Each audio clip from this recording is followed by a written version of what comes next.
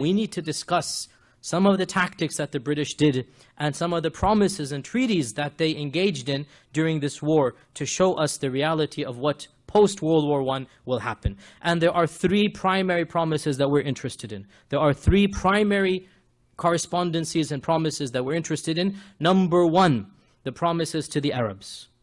The British promise to the Arabs.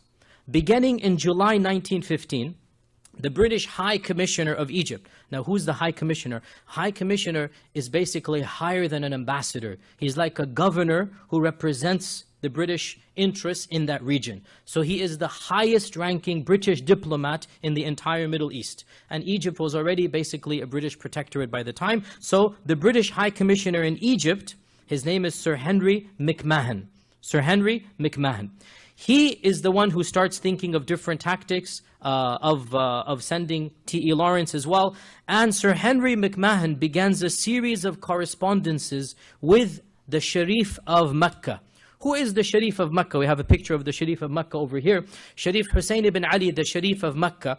And the Sharif of Mecca is the 40th descendant of the Prophet ﷺ. This is a picture of somebody who is directly descendant of our Prophet ﷺ. He is the 40th descendant of our Prophet ﷺ. Him and his family have been ruling Mecca for over 700 years. 700 years. They have been the governors of Mecca. Under the Abbasids, under the Mamluks, under the Ottomans, they kept the Sharif clan out of respect for them, because they are, after all, Sharif means Sayyid. Sharif means, for us Sayyid, it means Al al-Bayt. Sharif means they are of the family of the Prophet ﷺ. And they have been a local power, really, to be honest, more than, maybe like 1,000 years they have been in politics, basically. And they are the most prestigious of all Arab rulers, and the only Arab ruler who might be a threat to the Ottomans. Because after all, he's Sharif, and he's the governor of Mecca. So he's got the blood, and he's got the geography. And he's got the history, and that's a 1,000-year history, right?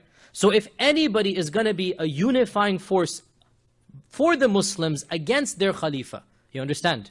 Divide and conquer here, right? If there's anybody whom the Muslims could possibly be bribed into accepting as an alternative Khalifa, it would be this man, Sharif Hussein ibn Ali. And therefore, Sir McMahon, Henry McMahon, began a series of correspondences, and T.E. Lawrence became a personal friend to Sharif Hussein, a family friend, literally a family friend. He becomes on a first-name basis to Sharif Hussein and his three sons. And the Sharif, of course, now, yes, he is Al al-Bayt, but we had mentioned in our lecture, just because you're Al al-Bayt doesn't mean you are automatically an angel or a saint. And the Sharif had ambitions of his own. And he had wanted to be the Khalifa for many years, even before World War I. We now have records of him pre-World War I, sending messages to the Brits that, this is pre-World War I, that, if you want, you can kind of help me and we can work something out against the Ottomans, right? Now, the Brits at the time had no need for this man, so they just ignored it. But now, the idea comes up again. And the Brits basically bribe, not just by money, but most importantly, what is the bribe that is really far more powerful than money? It's power. It's power. That is the most powerful bribe a man knows. Power. They promise the Sharif that if you fight against your fellow Muslims, if you rebel against your Khalifa, and that is the Ottoman Sultan, we will make you the next Caliph. And we will give you a united Arabia. By Arabia, we don't mean Saudi Arabia. We mean the Arab lands, Damascus, Baghdad, everything in between, Syria, Lebanon, Jordan, everything, Arabia. You shall become the Khalifa of a united Arabia. And they continue to convince him until finally it is now set in stone. And we have to point out here that yes, we're angry at the foreign powers, at the West, at England. We're angry at the double dealing. But in the end of the day, they used us against ourselves.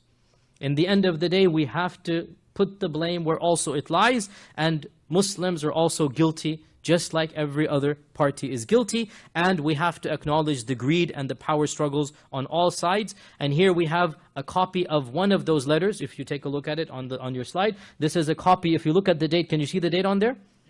October 24th, 1915.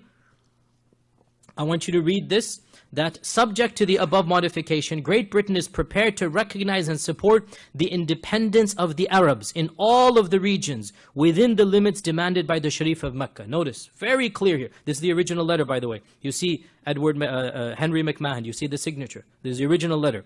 Great Britain will guarantee the holy places, and Great Britain will give the Arabs her advice and assistance, and I'm convinced this declaration will assure you beyond all possible doubt of the sympathy of Great Britain towards the aspiration of her friends, the Arabs, and will result in a true and lasting alliance, the immediate results of which will be the expulsion of the Turks from the Arab lands and the freeing of the Arab people from the Turkish yoke, which for so many years has oppressed them so heavily. So, McMahon, with obviously the approval and the knowledge of the British government, they promise Sharif Hussein ibn Ali that if he revolts, the British will give him a united Arab land, and he will be made the next Khalifa from Iraq to Turkey to Syria to the Hijaz. And the Arabs took this as an official promise from England. And based on this promise, the Sharif launched a war against the Ottomans. Not against the Brits, against the Ottomans. And the Brits, under the command of T.E. Lawrence, would literally tell the Sharif's forces, attack here, attack there, do this, do that. And now if you watch the movie Lawrence of Arabia, now if you watch the movie with this background in mind, you will see exactly this is what Lawrence does. That he's the one who has the idea, let's attack Aqaba, let's do this, let's do that. Now the Brits are telling the Arabs where to attack against the Turks for their best interest. And the primary line of attack was the railroad that connected the Ottoman lands to Arabia and to Jordan. They wanted to minimize, because railroad is the highway. If you cut off the highway, you're not going to get troops, right? And so, even though the Arabs were not that effective in terms of army, they were effective in terms of destroying the railroad, in terms of bombing the lines and whatnot. And therefore, the Arabs took this as the promise that if we fight against the Ottomans, we will be given our united Arabia. And T.E. Lawrence, or Lawrence of Arabia, was the one who was put in charge of this Arab revolt. Now, a little bit of footnote about Lawrence. Lawrence's role has been sensationalized and made larger than life by an American journalist. His name was Lowell Thomas from Chicago. He was visiting the lands and he found this Britisher dressed like an Arab, speaking Arabic, and he kind of made it far more romantic. He's the one who gave him the title Lawrence of Arabia. It's a very romantic view of an Englishman fighting for Arab independence. He basically painted it in a very positive light. We cannot forget that T.E. Lawrence, in the end of the day, is a British agent provocateur, right? We should not have much sympathy at all for T.E. Lawrence, even though there's no denying that Lawrence believed in his own cause, which is Arab independence. But when Lawrence found out about the other two agreements that we're going to mention right now, guess what? He didn't tell anything to the Arabs. And he continued promising them that which he knew his own government had already agreed elsewhere. Is that clear, or did I lose you guys? T.E. Lawrence figured out there are other agreements my government has made. We're going to talk about them right now. But he still continued to promise the Sharif and his family all of these promises, even though when World War I came to an end and the negotiation was being done, it is true, Lawrence did fight the British verbally for an Arab independent state, but he was outruled and outvoted, and he basically abandoned the Arab cause and went back and died in an automobile or a motorcycle accident. Perhaps he felt guilty about the Arab cause, but there's no denying that he was a double agent, meaning that he knew exactly what his own country had promised, and he pretended to be a friend to the Sharif, but he continued fighting on behalf of England and telling the Sharif lies that he knew were lies. He did feel guilty most likely, but so what? In the end of the day, he continued doing what he did. So, this is the first backhand deal. It's called the McMahon Promises, or it's also called the McMahon-Hussein Correspondence. We have physical letters. I showed you one actual letter. Very clearly, the Arabs are promised complete independence. You will become the Khalifa if you fight against the present Khalifa. This is the first backhand deal.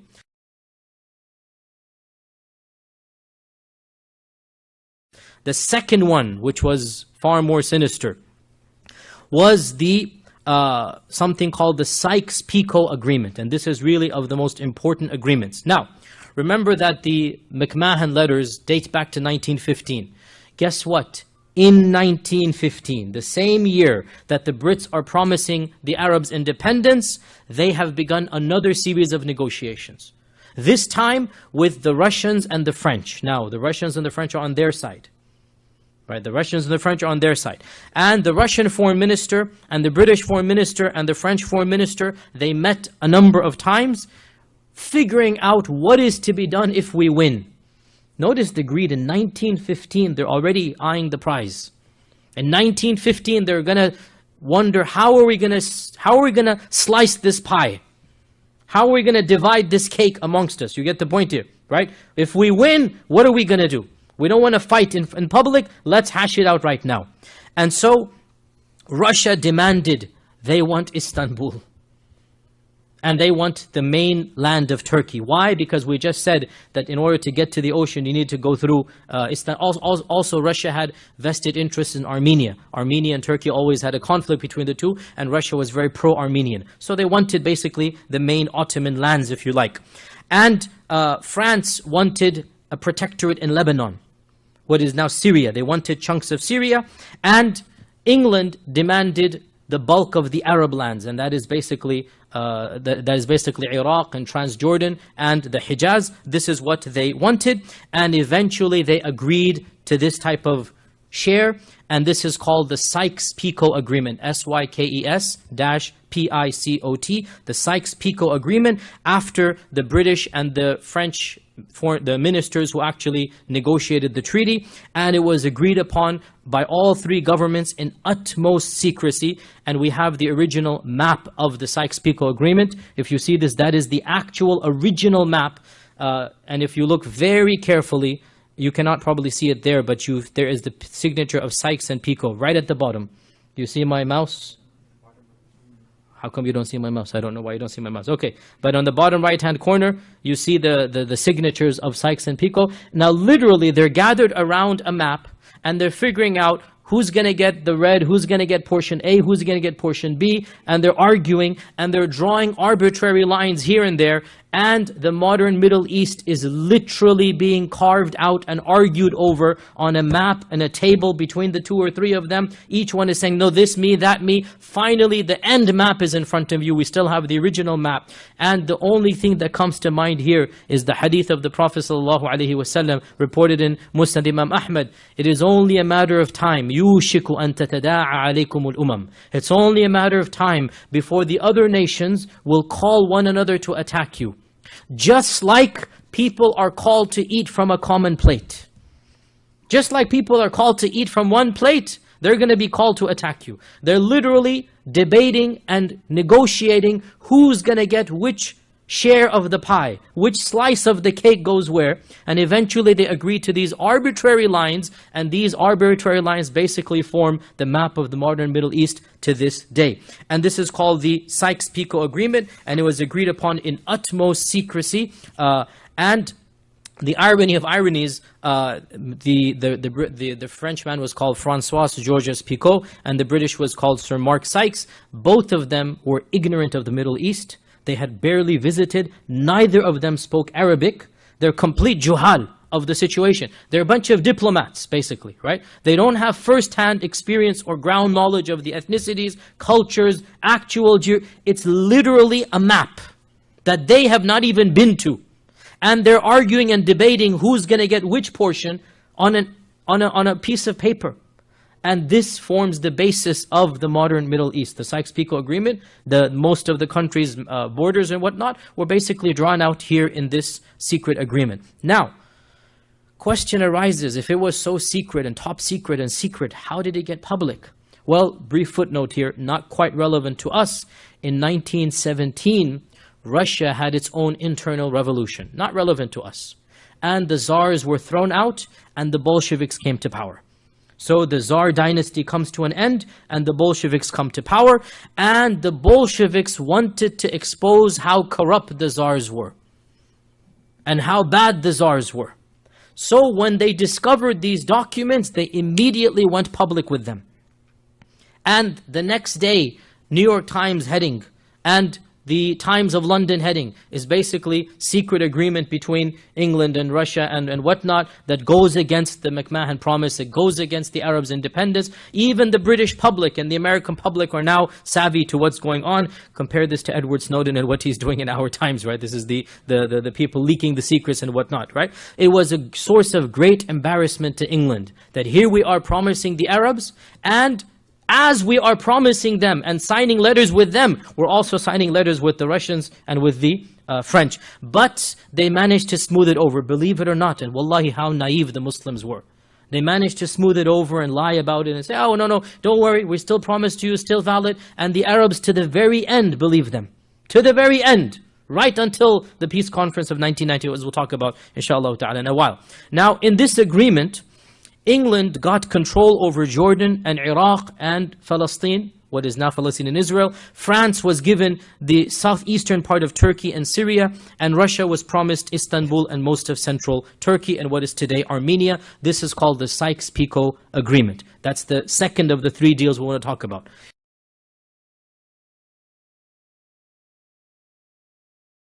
So, three separate treaties going on regarding the same land. Look at how double dealing, how duplicitous, how hypocritical, how backstabbing the Brits were here. Three different agreements. While all of this is going on, guess what? 1914, talk begins in the British cabinet at the highest levels of promising a Jewish homeland to the Zionists. Talk begins of now carving out an independent Jewish homeland and giving it over to the Zionists. Now pause here. Who were the Zionists? The Zionists were a movement that began in the late part of the 19th century. A group of influential, powerful Jews in Europe began this movement, which was called Zionism. They called it Zionism, and it was called the World Zionist Federation Council. And the goal of Zionism was the establishment of an independent Jewish homeland, preferably in Jerusalem itself. Now this is in 1880s, 1890s.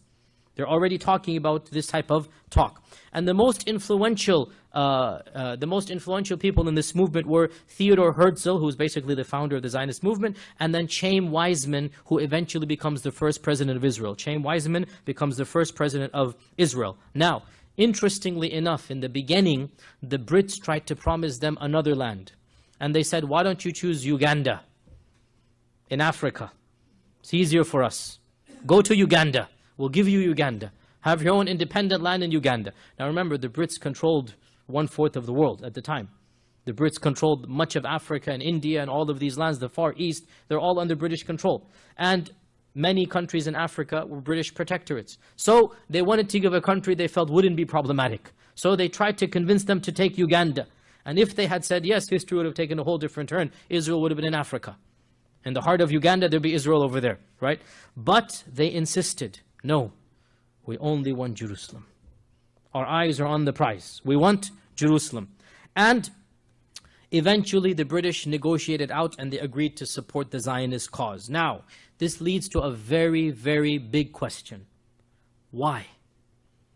Why would England, why would Britain want to support the Zionists? What are they gaining out of this? And here we have a whole bunch of theories, some of which border on conspiratorial and bizarre. Allah knows best. I will mention basically 4 reasons, and there are more than these. I will mention 4 reasons that at least the first 3 I kind of am sympathetic to, the last one I'm so-so about. The first reason, and by the way, this topic of why the Brits wanted to support the Zionists is a very interesting topic, and as I said, you get a lot of theories, and some of them really are conspiratorial, and I just want to dismiss those outright. The first reason that I think is very clear, and there's no denying this, the same reason why every single politician makes promise to members of his own congregation, his own group, and that is for their support. You make promises to your people, to segments of your people, right? When a politician is running for office, he's going to promise the gun holder something. He's going to promise the abortions something. He's going to promise, elderly people something. It's a part of what you do as a politician, right? You gather their support. And the Jewish population in England was, relatively speaking, powerful and wealthy. And like every political party, there's nothing sinister about this. What does a politician do? You want the support of those people. So the British Parliament felt the need to get the support of Britain's Jews. That's reason number 1. directly from this reason number 2. One of the richest and most powerful Jews in all of England was Chaim Weizmann himself. And Chaim Weizmann in particular was very much needed by the British. Why? Because Chaim Weizmann wasn't just rich because of having some businesses and whatnot. He was in the business of producing acetone, which was a necessary ingredient in the manufacture of bombs and explosives. And with the advent of war, the price of acetone and the availability of acetone starts to become very, very important. And Chaim Weizmann was a chemist, by the way. And he patented a new technique of acetone. This is before World War I. This is basically a stroke of luck, or whatever you want to call it, that his expertise was acetone. He had a company that produced acetone, and acetone is a necessary ingredient in the making of bombs. And the Brits now desperately need him to increase the supply of acetone by 1,000%. So it could be, and he happens to be the president or the secretary of the World Zionist Federation, right? So it could be that by promising him Jerusalem, you get him on your side. And this is a very logical and rational reason to promise something, right? And it is said that when the issue of payments came up, how much should England give Weizmann's company, how much would be the going rate, he's already a multi-billionaire, one of the richest men of Europe. His response was, I don't want any money, I want Palestine. I don't need any money from you, I want Palestine. That's my payment. Right? And this makes sense, that why would he want any money when he himself is a very rich person? So it could be one of the reasons they're supporting the Zionist cause is to get Chaim Weizmann and his company to produce acetone, which is a very reasonable explanation as well.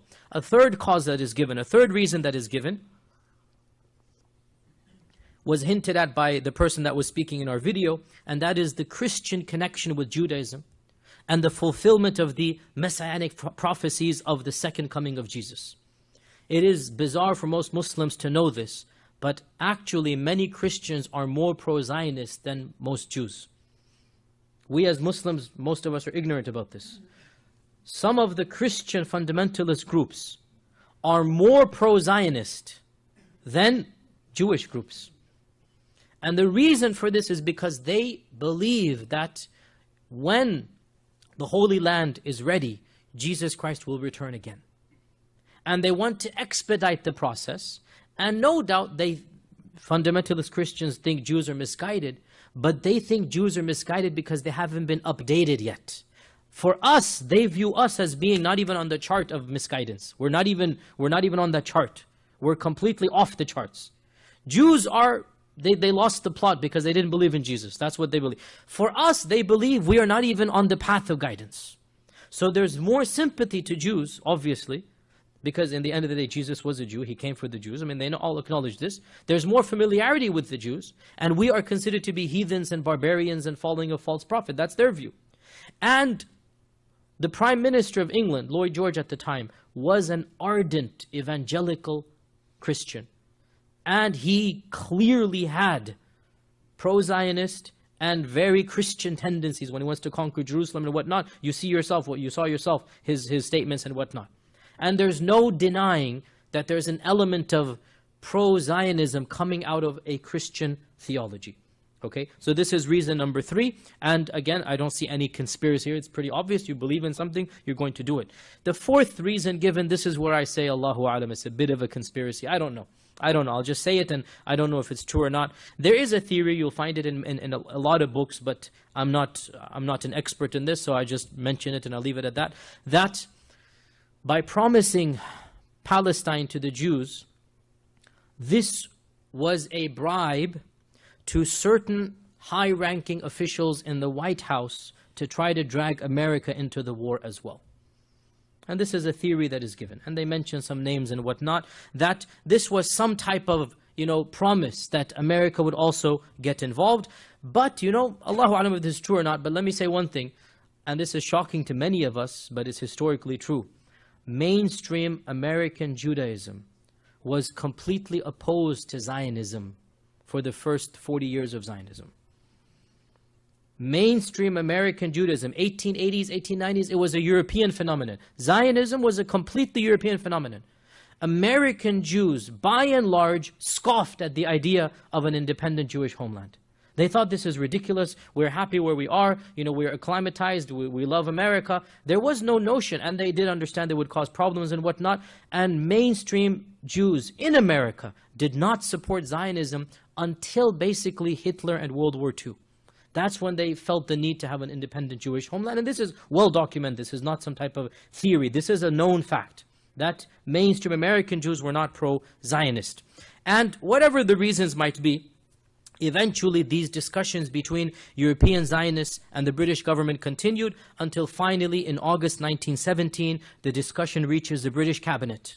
Now it's going to become official. Should we vote or not? And very interestingly, this is another interesting point, there was only one Jewish member of cabinet in that entire meeting. There was only one Jewish member. And that Jewish member was the most vocal opponent to the plan of giving Palestine to the Jews. And his name was, you can write this down, Edwin Samuel Montagu, M-O-N-T-A-G-U, Edwin Samuel Montagu. And what he said was, listen to this, and this is the only Jewish member of the cabinet, and he's one of the most vocal opponents to the plan of giving Palestine to the Jews. What he says was, this would cause great alarm in the Muslim world, would create enemies for us when we don't have enemies. So Muslims and Jews were not enemies to one another for the bulk of their history. And this is something that is shocking to modern Muslims and Jews, modern Christians. The fact of the matter, Muslims and Jews got along very well in what is now Palestine, up until the beginnings of Zionism. Muslims and Jews did not have too much problems. And here we have a senior member of the British Parliament who is a Jew, saying that I am worried if you're going to do this, you're going to cause tensions between us. You're going to cause problems between us, and you're going to reinforce anti-Semitism and bigotry. Notice this is a Jew speaking out against this, saying if you do this, we're going to get into trouble from our Muslim, if you like, neighbors and whatnot. And this, more than anything, shows us, dear Muslims, let us not confuse anti-Zionism with anti-Jewishness. We have to be very careful here. Many Muslims confuse the two together. We are anti-Zionist. We are not anti-Jewish. We are anti-Zionist, and we criticize Zionism. As for Jews, they are Ahl Kitab. And the Sharia has and always will grant them rights that are known to all of us. And historically speaking, Jews and Muslims always found sympathy and comfort against the Christians in the Crusades and throughout history. Whenever the Christians persecuted the Jews always found safe passage in Muslim lands. This is an undeniable historical reality.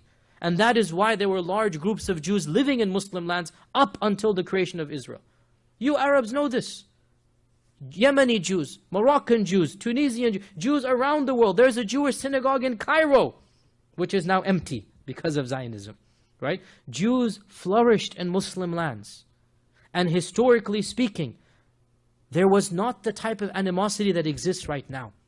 And unfortunately, in our anger against Zionism, many Muslims have become anti-Semitic and anti-Jewish. And this is a problem. We criticize Zionism. And let me tell you from my own experiences, some of the most vocal and effective critics of Zionism are Jews.